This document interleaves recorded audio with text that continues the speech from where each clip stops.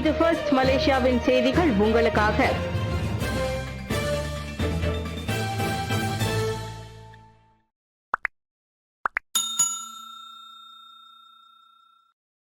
வெளிநாட்டு தலைவர்கள் தாராளமாக மகாதீரை சந்திக்கலாம், நான் தடுக்கவில்லை என்கிறார் பிரதமர் அன்வார். துன் டாக்டர் மகாதீர் முகமதை சந்திப்பதிலிருந்து எந்த ஒரு வெளிநாட்டு தலைவரையும் அரசாங்கம் தடுக்கவில்லை. பிரதமர் டத்தோ ஸ்ரீ அன்வார் இப்ராஹிம் அதனை தெளிவுபடுத்தியுள்ளார். மகாதீரின் நண்பர்கள் அவரை சந்திக்க விரும்பினால் சந்திக்கட்டுமே, அதை தடுப்பதால் அரசாங்கத்திற்கு என்ன நன்மை வந்துவிடப் போகிறது என பிரதமர் கேள்வி எழுப்பினார். தாய்லாந்து, ஜப்பான், இந்தோனேஷியா, துருக்கி நாடுகளின் தலைவர்கள் அண்மையில் மலேசியா வந்தனர். ஆனால் அவர்களில் ஒருவரும் மகாதீரை பார்க்க வேண்டுமென கேட்கவில்லை. அப்படியே கேட்டிருந்தாலும் அதனை நான் மறுக்கப் போவதும் இல்லை. எனவே மகாதீரின் குற்றச்சாட்டை ஒரு பெரிய விஷயம் என கருதி யாரும் பொருட்படுத்த வேண்டாம் என டத்தோ ஸ்ரீ அன்வார் கேட்டுக்கொண்டார். மலேசியா வந்த 2-3 வெளிநாட்டு தலைவர்களை தம்மை சந்திக்க விடாமல் அன்வார் தடுத்ததாக அப்ப செரிட்டா எனும் போட்காஸ்ட் பேட்டியின் போது மகாதீர் குற்றம் சாட்டியிருந்தார். நடவடிக்கையில் சுணக்கம். கடப்பிதழ் மோசடியை மூடி மறைக்கும் வேலையா? டிஏபி எம்பி கேள்வி.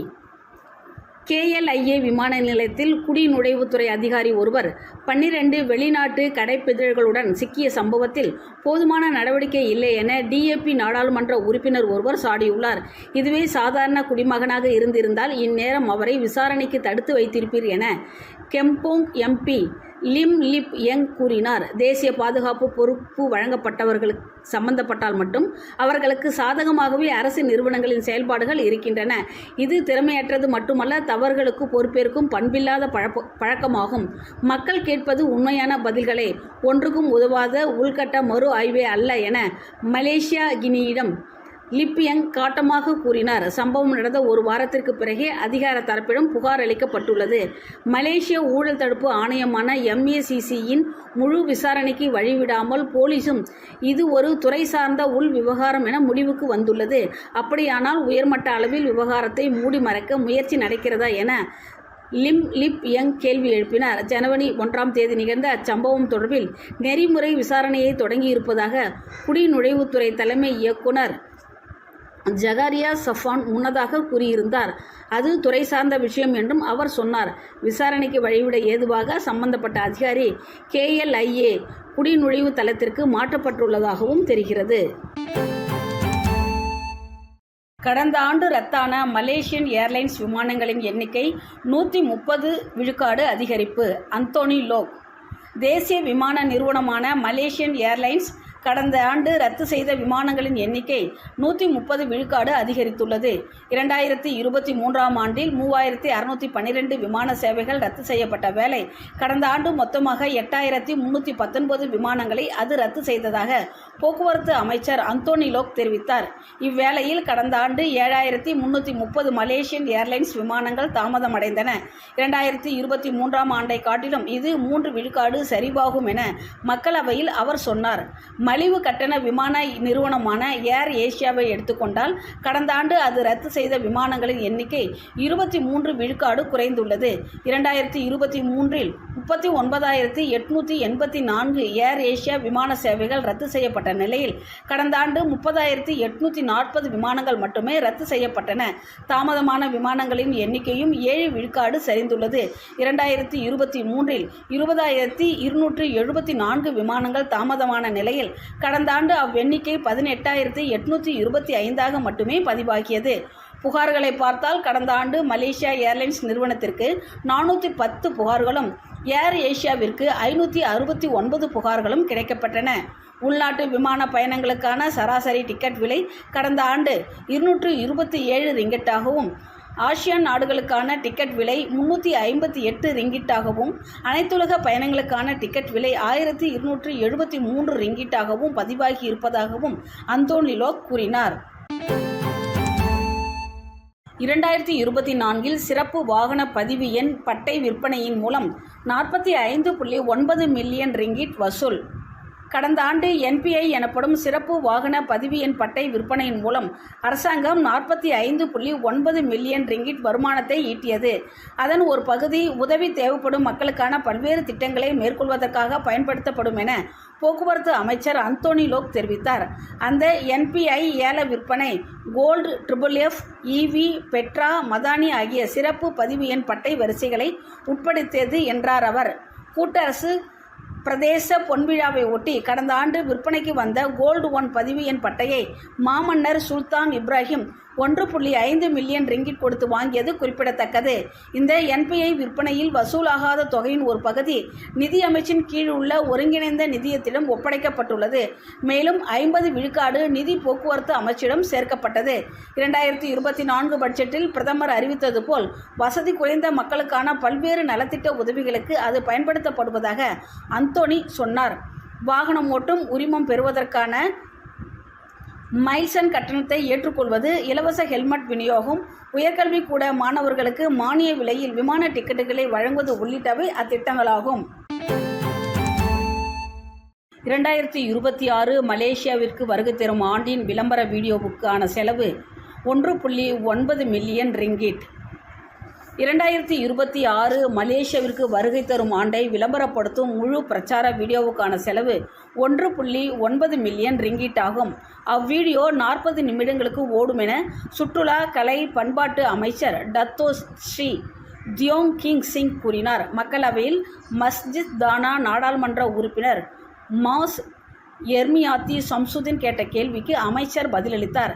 இந்த விளம்பர வீடியோ தயாரிப்பு முறையான டெண்டர் மூலம் மேற்கொள்ளப்பட்டது. அனைத்து ஒப்புதல்களும் நிதி அமைச்சிடமிருந்து பெறப்பட்டன. டீசர் எனப்படும் ஒரு முன்னோட்ட வீடியோ மட்டும் அமைச்சுக்கு இலவசமாக செய்து கொடுக்கப்பட்டதாக அவர் சொன்னார். முழு 40 நிமிட வீடியோவை தவிர அந்தந்த மாநிலங்கள் மற்றும் குறிப்பிட்ட சுற்றுலா அம்சங்களில் கவனம் செலுத்தும் சிறு சிறு வீடியோக்களும் உள்ளன. இதற்கு முன் வெளியிடப்பட்ட டீசர் வீடியோவில் நாட்டின் பெரும்பான்மையினரான முஸ்லிம்களின் கூறுகள் போதுமான அளவில் இடம்பெறவில்லை என பெர்சாத்து மற்றும் பாஸ் கட்சிகளின் இளைஞர் பிரிவுகள் பிரச்சினை எழுப்பின.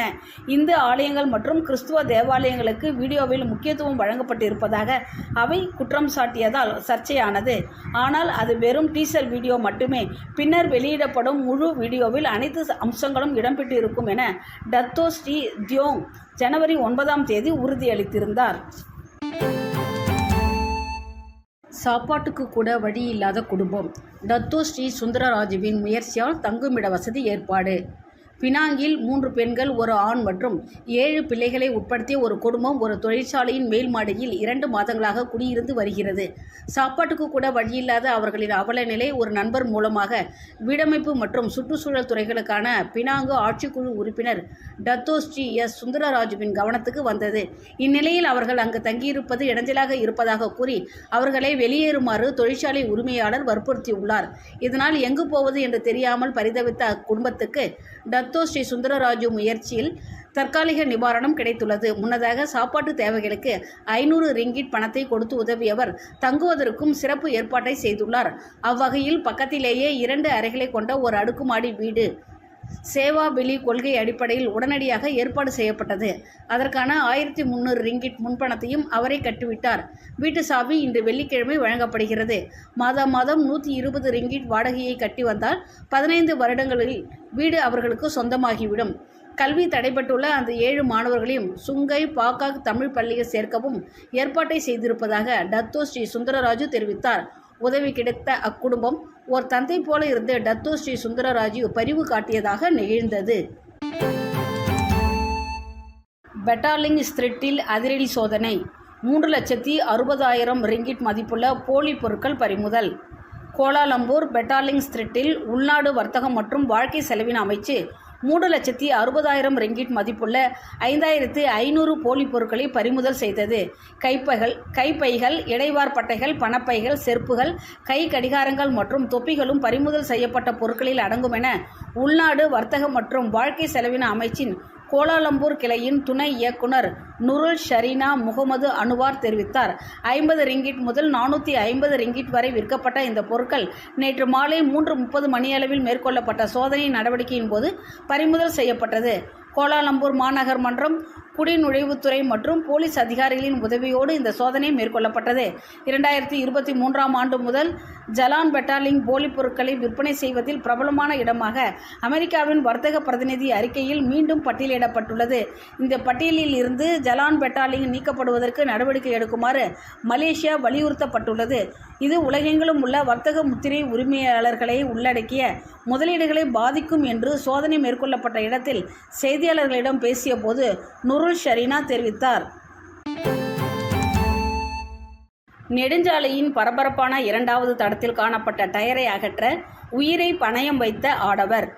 நெடுஞ்சாலையின் பரபரப்பான 2வது தடத்தில் காணப்பட்ட டயரை தனது உயிரை பணயம் வைத்து அகற்றிய ஒரு மோட்டார் சைக்கிள் ஓட்டுநர் துணிச்சலின் குறிப்பிடத்தக்க காட்சியாக ஒரே இரவில் ஹீரோவாகியுள்ளார். டாஷ் கேம் காட்சிகளில் படம் பிடிக்கப்பட்ட அந்த சம்பவத்தில் எதிரே வரும் பரபரப்பான வாகனங்களை கடந்து அவசர பாதையில் தனது மோட்டார் சைக்கிளை அந்த நபர் நிறுத்துவதை காண முடிகிறது. பாதையில் இருந்த அந்த டயரை வாகன ஓட்டுநர்கள் தவிர்க்க தவறினால் பேரழிவு விபத்துக்கு வழிவகுக்கும் சூழ்நிலை இருந்த போதிலும் அந்த மோட்டார் சைக்கிள் ஓட்டுநர் தயக்கமின்றி செயல்பட்டார். அவர் தனது மோட்டார் சைக்கிளை நிறுத்திவிட்டு டயர் விழுந்து கிடக்கும் 2வது தடத்திற்கு ஓடி சென்று அதனை அப்புறப்படுத்தினார்.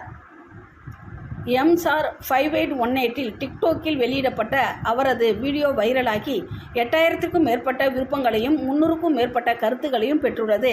இந்த அச்சமற்ற மோட்டார் சைக்கிள் ஓட்டுநரின் செயல்கள் சமூக ஊடக பயனாளர்களிடம் பாராட்டை பெற்றது. மலேசியாவிற்கு 2200 எம்பாக்ஸ் தடுப்பூசி டோஸ்கள் வந்தடைந்தன. எம்பாக்ஸ் வைரஸ் அல்லது குரங்கம்மை நோயை தடுப்பதற்கான MVABN தடுப்பூசியின் மொத்தம் 2220 டோஸ்கள் நேற்று நாட்டிற்கு வந்தடைந்ததாக சுகாதார அமைச்சர் சுல்கெப்லி அகமது தெரிவித்திருக்கிறார். கடந்த ஆண்டு செப்டம்பரில் அறிவிக்கப்பட்ட ஆசியான் கோவிட்-19 நிதியத்தின் விளைவாக இந்த தடுப்பூசி பெறப்பட்டுள்ளது. இதன் மூலம் குரங்கம்மை நோய் தொற்றின் அபாயத்தில் உள்ள 1100 நபர்கள் மட்டுமின்றி சுகாதார அமைச்சின் முன்கள பணியாளர்களும் பயனடைவார்கள். இந்த தடுப்பூசி திட்டத்தின் முக்கிய நோக்கம் தொற்று நோய் அபாயத்தில் உள்ள குறிப்பாக சுகாதார பணியாளர்களை பாதுகாப்பதாகும் என்று சுல்கெப்லி தனது முகநூலில் பதிவிட்டுள்ளார். தடுப்பூசிகள் வழங்குவது மருத்துவ நிபுணர்களின் மதிப்பீட்டின் அடிப்படையில் மட்டுமே இருப்பதோடு பொதுவாக தடுப்பூசிகள் போட்டுக்கொள்ளும் நடவடிக்கை எதுவும் எடுக்கப்படவில்லை. கடந்த ஆண்டு செப்டம்பர் 2ஆம் தேதி மலேசியா விரைவில் கிருமியை துடைத்தொழிக்கும் டெகோவைர்மெட் வைரஸ் தடுப்பு மருந்து TPOXS மற்றும் எம்பாக்ஸ் வைரஸிற்கான MVABN தடுப்பூசி விநியோகத்தை பெறும் என்று சுல்கெப்லி கூறியிருந்தார். காங்கோ ஜனநாயக குடியரசில் கிளீட் 1B என்ற புதிய வகை எம்பாக்ஸ் கிருமிகள் அண்டை நாடுகளுக்கும் பரவியதை தொடர்ந்து குரங்கம்மை நோய் உலகளாவிய பொது சுகாதார அவசர நிலையாக கடந்த ஆண்டு ஆகஸ்ட் 14ஆம் தேதி உலக சுகாதார நிறுவனம் அறிவித்தது.